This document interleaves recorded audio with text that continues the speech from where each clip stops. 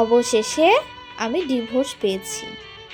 এখন আমার একটু দেরিতে ঘুম ভাঙলে শুনতে হয় না, আমার বাবা মা আমাকে কিছু শেখায়নি। এখন আমার জ্বর আসলে কেউ বলে না রোগ ধরা মেয়েকে বউ করে ঘরে এনেছি। এখন আমি ভাত রান্না করতে গেলে কেউ এসে বলে না চাল কি আমার বাবার বাড়ি থেকে এনেছি কিনা।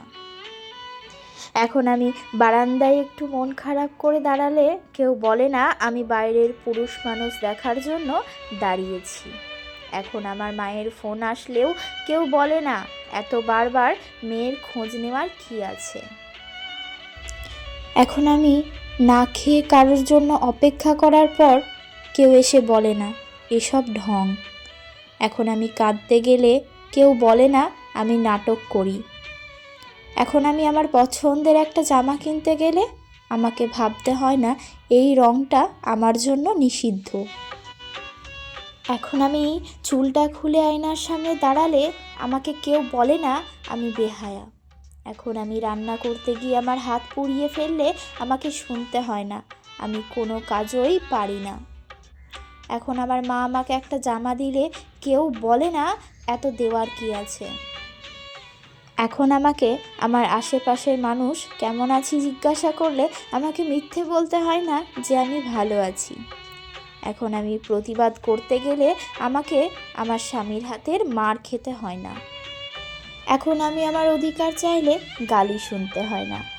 এখন আমি চাকরি করতে গেলে আমাকে কেউ বলে না তাদের পরিবারের কোনো মেয়ে বাইরে গিয়ে নিজের ট্যালেন্ট দেখায় না। এখন কেউ আমাকে বলে না সার্টিফিকেটগুলো শুধুমাত্র মানুষকে বলার জন্য যে আমি শিক্ষিত। এখন আমাকে শুনতে হয় না কারোর ঘরের অশান্তির কারণটা আমি। এখন আমাকে কোনো বিয়ের অনুষ্ঠানে গিয়ে কেউ ওইখানের বউকে উদ্দেশ্য করে দেখায় না। আমার বাপের বাড়ি থেকে আমাকে ভরি ভরি গয়না দেওয়া হয়নি।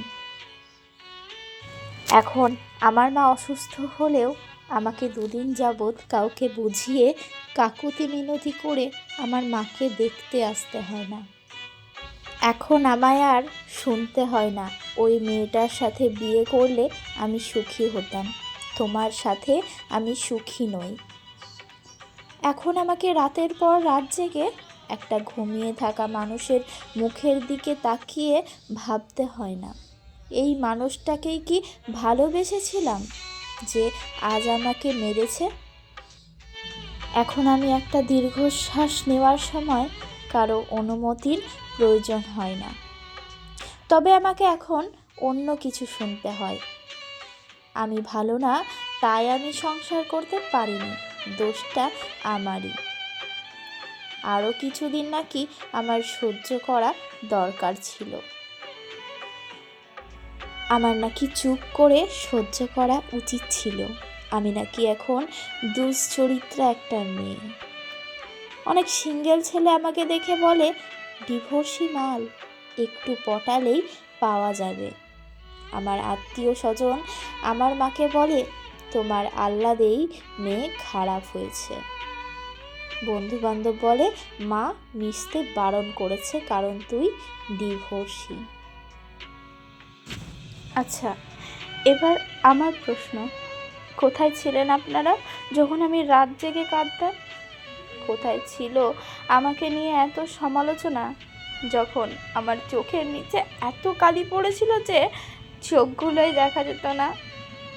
কোথায় ছিলেন আপনারা যখন আমার স্বামী আমাকে নোংরা ভাষায় গালাগালি করত? কোথায় ছিল আপনাদের সম্মান যখন আমাকে আমার বাবা মাকে প্রতি মুহূর্ত অপমান করা হতো? কোথায় ছিল এই বিবেক যখন শরীরের ব্যথায় আমি কাঁদতে কাঁদতে ক্লান্ত হয়ে ঘুমিয়ে পড়তাম? সত্যি করে বলুন তো, কেউ কি ছিলেন? সংসার ছেড়ে যেয়ে অন্যায় করেছি, আর যেগুলো আমার সাথে হচ্ছিল সেগুলো কি ন্যায় ছিল, ন্যায় হচ্ছিল? তখন তো কেউ এভাবে আমাকে নিয়ে একটু সচেতনতা দেখাননি। এখন কেন আপনাদের গল্পের আসরের মূল বিষয়টাই আমি? এই দুনিয়ায় কোনো মেয়েই চায় না তার সংসার ভাঙুক। সবাই সুখের আশাতেই আরেকটা মানুষের হাত ধরে, আমিও তো তাই চাইতাম। ভুল কয়েকটা মানুষের মাঝে পড়ে গেছিলাম আমি। আপনার মেয়ে অথবা বোনের সাথে যদি এমনটা হতো তাহলে ভেবে দেখেছেন আপনি কি করতেন? সে জায়গায় আমার এই অবস্থায় আমার বাবা মা আমাকে আশ্রয় দিয়েছেন, আর সেই আশ্রয় দেওয়াতেই আপনারা তাকে খারাপ বলছেন। কোনটা ভালো হতো বলুন তো? আমি আত্মহত্যা করলে তখন হয়তো সবার টনক নড়ত, বলতেন আহারে মেয়েটা ভালো ছিল, অনেক সহ্য করেছে, ঈশ্বর তার আত্মাকে শান্তি দিক। ফেসবুকে আমাকে নিয়ে তোলপাড় পড়তো, নিউ জাস্টিস ফর অমুক তমুক। কিন্তু যারা জন্ম দিয়েছে তারা কি করত? আমি অন্তত বেঁচে আছি, এতেই তারা খুশি। আপনারা কিছু হলেই কেন মেয়েটার দোষ বের করেন? সম্পূর্ণ ঘটনাটা জেনেই কি সমালোচনাটা করছেন? আমি বেঁচে আছি, ভালো না থাকি অন্তত খারাপ নেই, কাঁদছি না।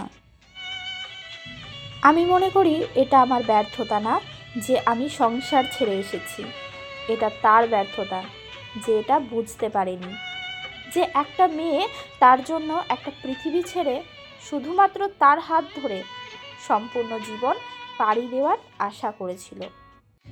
সম্মান, ভালোবাসা, অধিকার ছিল আমার প্রাপ্য, যেটা সে দিতে পারেনি। সে পেরেছে আমাকে ভিতর থেকে শেষ করে দিতে। দয়া করে একটা মেয়ের সম্পর্কে আঙুল তোলার আগে অন্তত সম্পূর্ণ ঘটনাটুকু জানুন, তারপর বিচার করুন। নমস্কার, কণ্ঠে আমি নন্দিনী।